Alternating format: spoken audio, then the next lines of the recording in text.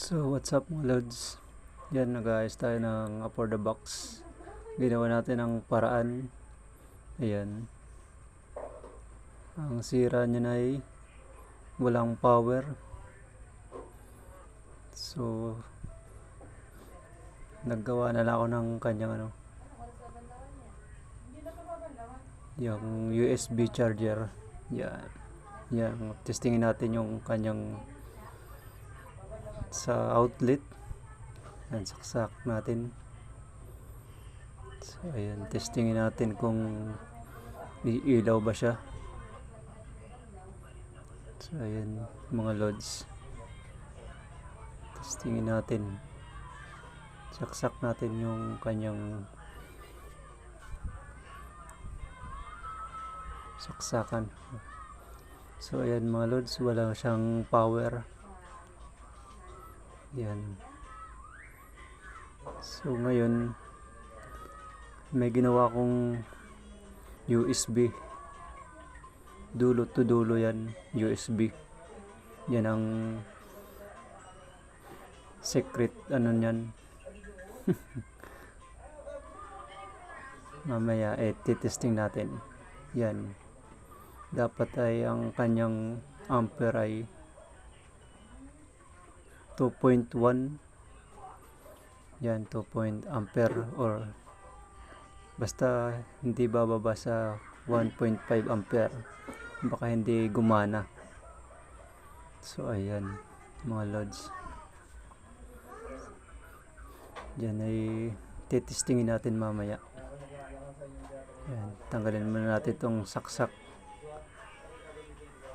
Ayan,